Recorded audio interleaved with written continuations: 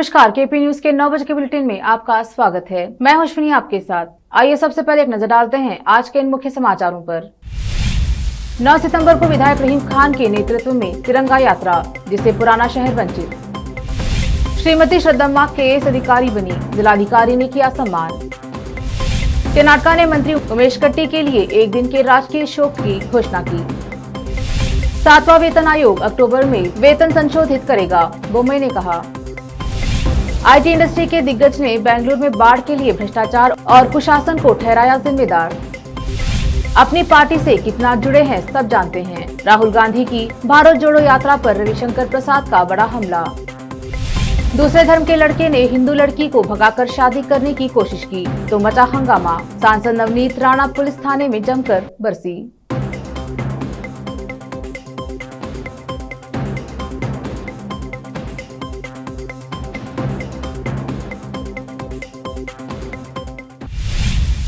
अब समाचार विस्तार से। पहले स्थानीय समाचार। स्वतंत्रता दिवस के अवसर पर बीदरनगर एवं ग्रामीण प्रखंड कांग्रेस इकाइयों की ओर से अमृत महोत्सव के उपलक्ष्य में 9 सितंबर को सुबह 10:30 बजे शहर में भव्य तिरंगा पदयात्रा का आयोजन किया गया। यह तिरंगा यात्रा विधायक रहीम खान के नेतृत्व में श्री साई आदर्श स्कूल के पास नेहरू स्टेडियम से Ambedkar circle, Bhagat Singh circle, Basaveshwar circle, Bomgundeshwar circle, Gandhiganj, Chidri road से विधायक के गृह कार्यालय तक निकाली जा रही है। कर्नाटक प्रदेश कांग्रेस कमेटी के कार्यकारी अध्यक्ष ईश्वर खंड्रे वॉक की शुरुआत करेंगे। हुमनाबाद के विधायक राजशेखर पाटिल भारतम्बे के चित्र पर श्रद्धा सुमन अर्पित करेंगे। केपीसीसी के उपाध्यक्ष डॉक्टर शरण प्रकाश पाटिल, कांग्रेस जिला इकाई के अध्यक्ष बसवराज जापशेट्टी, पूर्व सांसद नरसिंह राव सूर्यवंशी, विधान परिषद सदस्य अरविंद कुमार अरली, डॉक्टर चंद्रशेखर पाटिल, भीमराव पाटिल, पूर्व सदस्य विजय सिंह, के पुंडलिक राव, केपीसीसी महासचिव शामिल होंगे।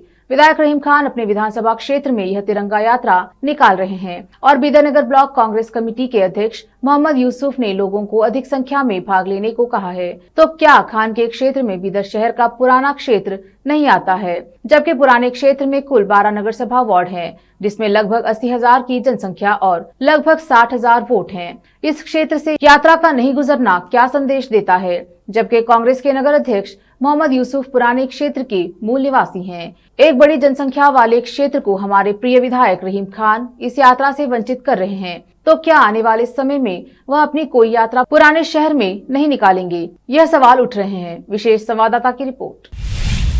बीदर शहर के प्रसिद्ध शिक्षण संस्थान ज्ञान सुधा की सिविल सर्विस एकेडमी से ट्रेंड होकर श्रीमती श्रद्धा केएस अधिकारी के रूप में कमर्शियल टैक्स डिपार्टमेंट में जल्द ही अधिकारी के रूप में नियुक्त की जाएंगी।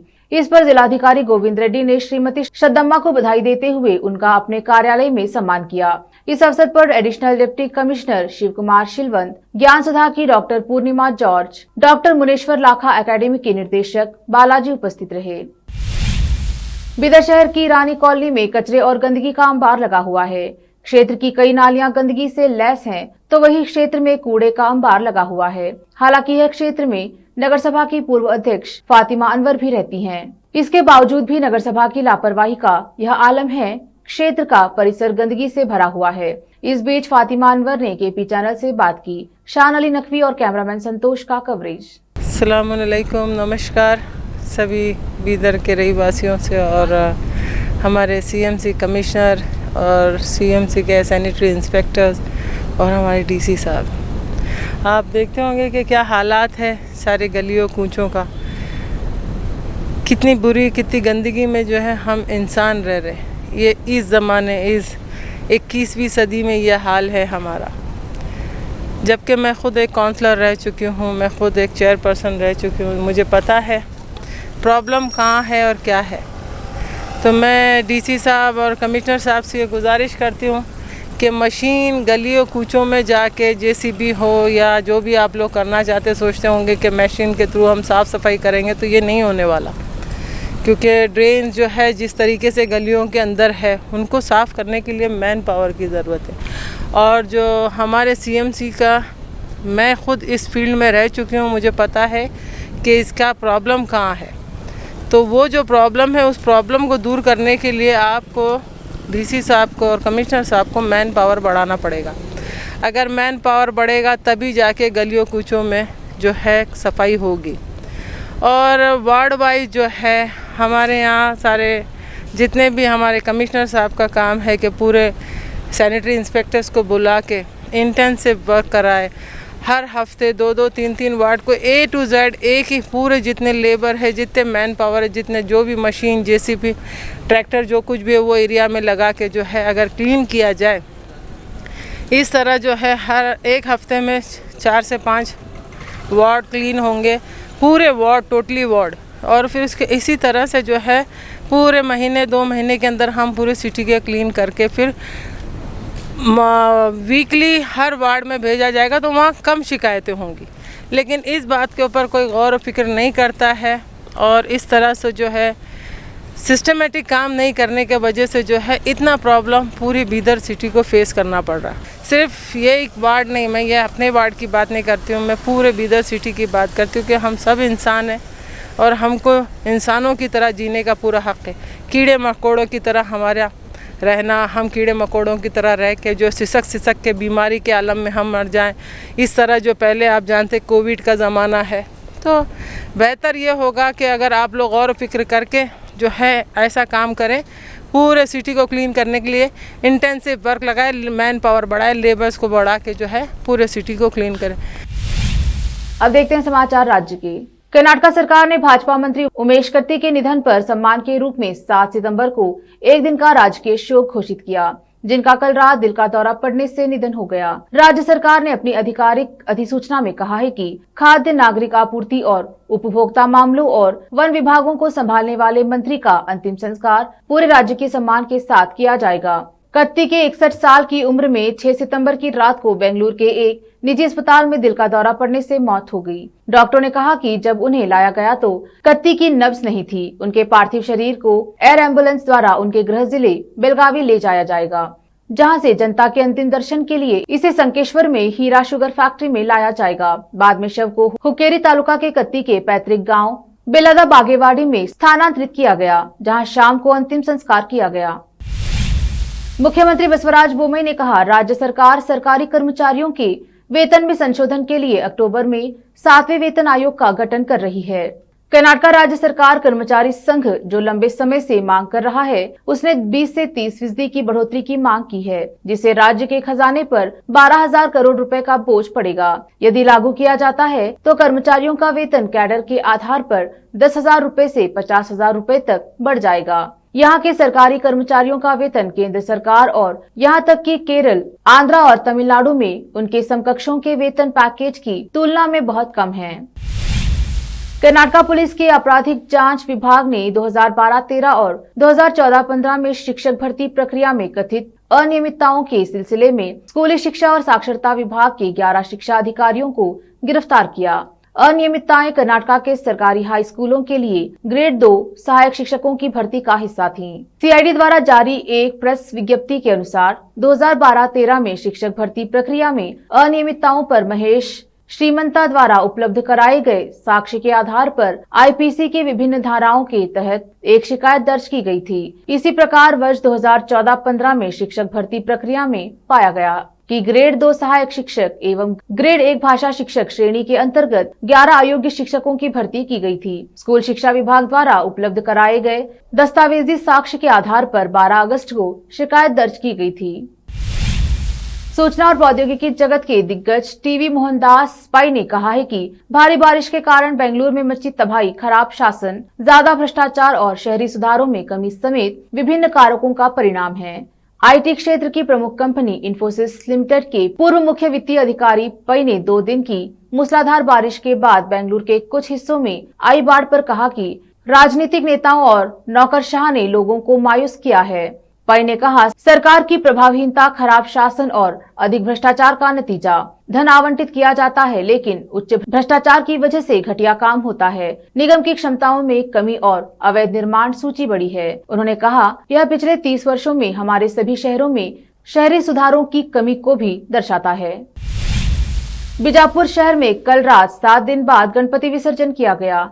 शहर में विसर्जन के लिए गणेश मूर्तियों को ले जाने के लिए वाहनों को सजाया गया और बाजे गाजे के साथ बप्पा का विसर्जन किया गया। इस अवसर पर पुलिस का कड़ा बंदोबस्त किया गया। बीजापुर से फेरोज शेख की रिपोर्ट। लेते हैं एक छोटा सा ब्रेक, जल्द लौटेंगे ब्रेक के बाद। हिंदुस्तान के हर कोने में हम हैं मौजूद। 24 घंटे हालात पर गहरी नजर, खबरों से जुड़े चुपते सवालात, और आपको दिखाता है धार्मिक, सामाजिक, राजनीतिक, लोकल और इंटरनेशनल न्यूज की सबसे बेहतर कवरेज, जो आपको रखती है हर पल बाखबर। देश और दुनिया भर की खबर के लिए देखते रहें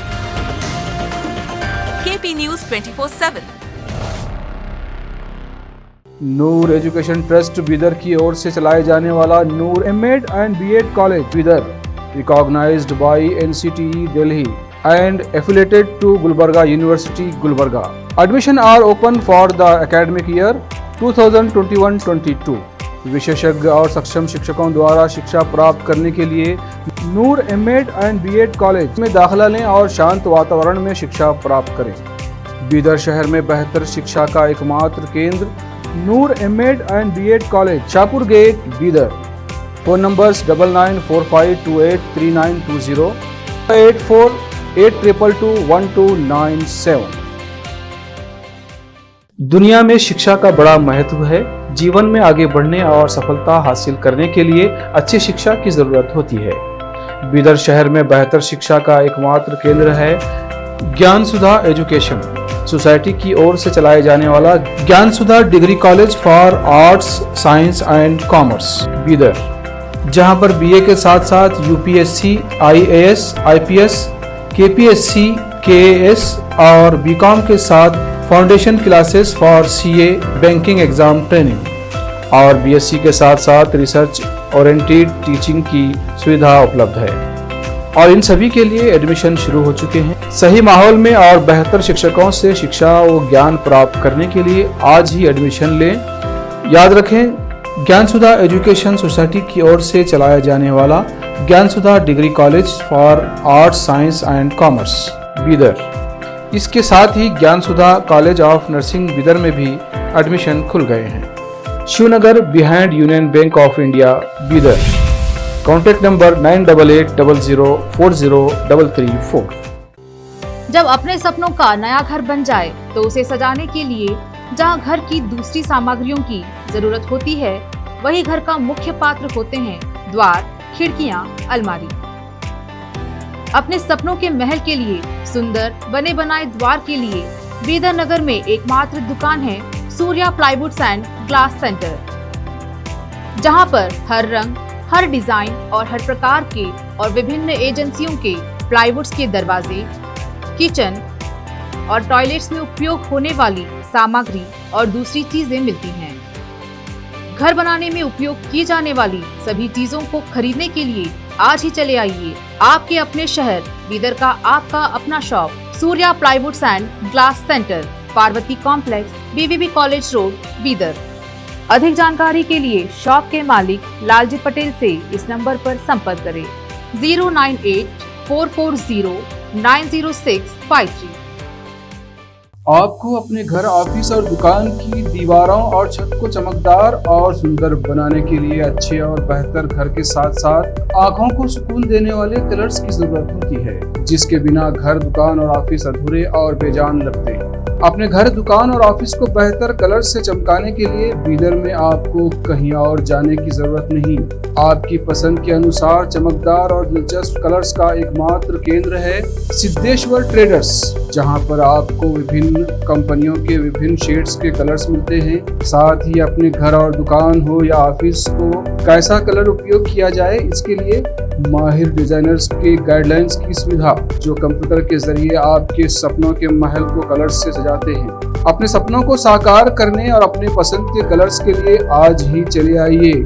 याद रखिए, Siddheshwar traders, shop number 1 and 2, Ganga super complex, Bidar. अधिक जानकारी के लिए सिद्धेश्वर ट्रेडर्स के मालिक वीर शेट्टी पाटिल से इस फोन नंबर पर संपर्क करें 9620128097। घर, दुकान और ऑफिस कितना भी सुंदर बनाया जाए और हर तरह से उन्हें सजाया जाए, अगर फर्नीचर ना हो तो सब अधूरा सा लगता है। और अच्छा फर्नीचर घर, दुकान और ऑफिस को चार चांद लगाता है और देखने वालों में शान बढ़ाता है। और जब घर इतना सुंदर बनाया जाता है तो उसमें बेहतर और सुंदर फर्नीचर का भी उपयोग जरूरी है।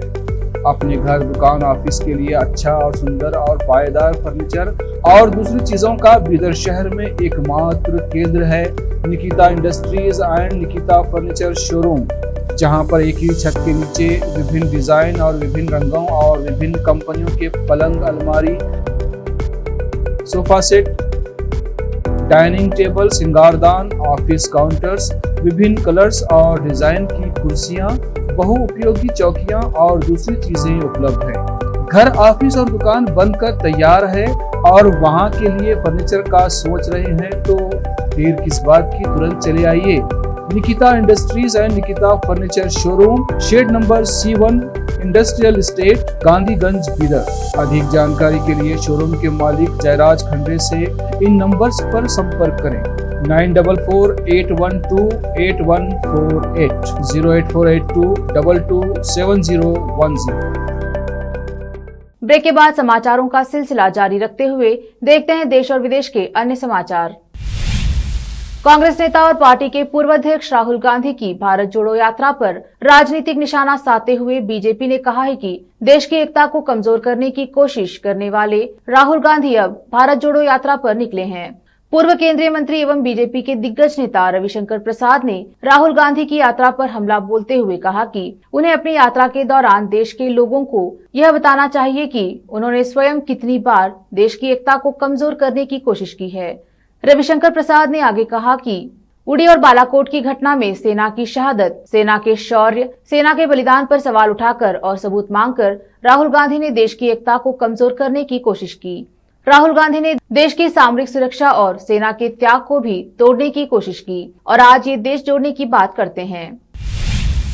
महाराष्ट्र के अमरावती में एक हिंदू लड़की को मुस्लिम लड़के द्वारा भगाकर शादी करने की कोशिश करने के मामले में पुलिस थाने में हंगामा हुआ है। अमरावती की सांसद नवनीत राणा ने पीड़ित परिवार के साथ पुलिस थाने में जाकर हंगामा किया। नवनीत राणा राजापेट पुलिस स्टेशन में जब पहुंची तो वहां पुलिस निरीक्षक मनीष ठाकरे और डीसीपी के साथ उनकी बहस भी हुई।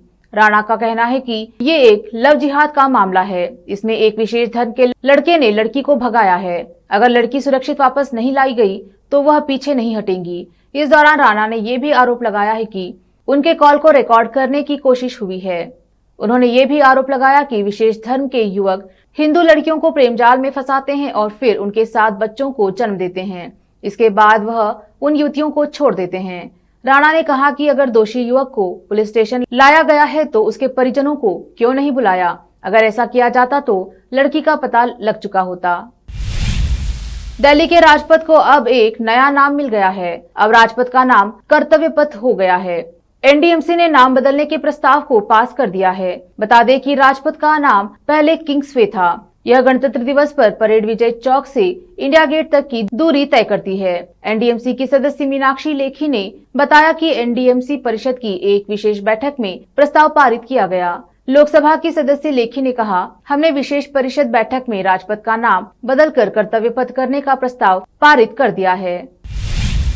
कांग्रेस नेता कन्हैया कुमार ने पार्टी की भारत जोड़ो यात्रा को लेकर बुधवार को दावा किया कि भारतीय जनता पार्टी के वरिष्ठ नेता लाल कृष्ण अडवाणी द्वारा 1990 में की गई रथ यात्रा सत्ता के लिए थी, लेकिन उनकी पार्टी की यह भारत जोड़ो यात्रा सत्य के लिए है। भारत जोड़ो यात्रा के दौरान राहुल गांधी के साथ जो 118 भारत यात्री कन्याकुमारी से कश्मीर तक पदयात्रा करेंगे, उनमें कन्हैया कुमार भी शामिल हैं। उन्होंने पीटीआई भाषा को दिए साक्षात्कार में कहा, किसी भी भारतीय के लिए यह सौभाग्य की बात है कि वह इस यात्रा का हिस्सा बने। यह सिर्फ एक राजनीतिक यात्रा नहीं बल्कि इसके सांस्कृतिक सामाजिक पहलू भी हैं। लोगों के साथ मेलजोल है।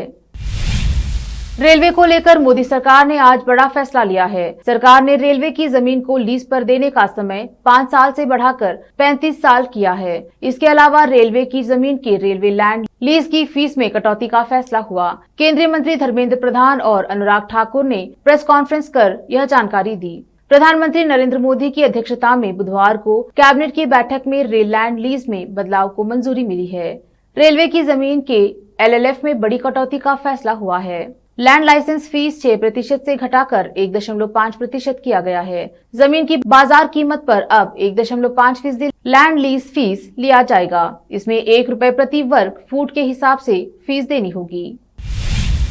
रक्षा मंत्री राजनाथ सिंह ने बुधवार को मंगोलिया की राजधानी उलानबटोर में महात्मा गांधी की प्रतिमा पर श्रद्धांजलि अर्पित की। राजनाथ सोमवार से मंगोलिया तथा जापान की अपनी 5 दिवसीय यात्रा पर हैं। इस यात्रा का मकसद क्षेत्रीय सुरक्षा के हालात और वैश्विक भू राजनीति में उथल पुथल के बीच दोनों देशों के साथ भारत के रणनीतिक व रक्षा संबंधों का विस्तार करना है। सिंह ने एक तस्वीर साझा करते हुए कहा, उलानबटोर में पूज्य बापू को श्रद्धांजलि दी।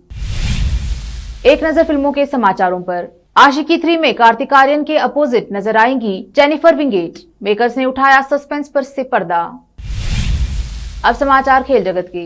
श्रीलंका के खिलाफ आखिरी ओवर में अर्शदीप से मुंह फेरते नजर आए रोहित। सोशल मीडिया पर मचा बवाल। अंत में समाचार बाजार के।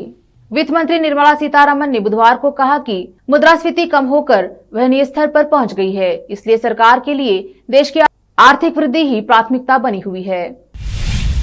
फिर से एक नजर मुख्य समाचारों पर। 9 सितंबर को विधायक रहीम खान के नेतृत्व में तिरंगा यात्रा, जिससे पुराना शहर वंचित। श्रीमती श्रद्धा KS अधिकारी बनी, जिलाधिकारी ने किया सम्मान। कर्नाटक ने मंत्री उमेश कट्टी के लिए 1 दिन के राजकीय शोक की घोषणा की। 7वां वेतन आयोग अक्टूबर में वेतन संशोधित करेगा, बोम्मे ने कहा। IT इंडस्ट्री के दिग्गज ने बेंगलुरु में बाढ़ के लिए भ्रष्टाचार और कुशासन को ठहराया जिम्मेदार। अपनी पार्टी से कितना जुड़े हैं सब जानते हैं। राहुल गांधी की भारत जोड़ो यात्रा पर रविशंकर प्रसाद का बड़ा हमला।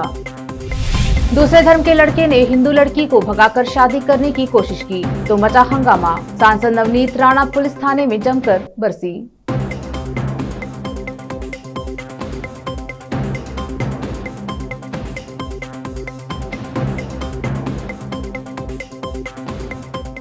KP न्यूज के 9 बजे के बुलेटिन में अब तक के लिए इतना ही। अन्य समाचारों के लिए देखते रहिए KP न्यूज 24/7। धन्यवाद।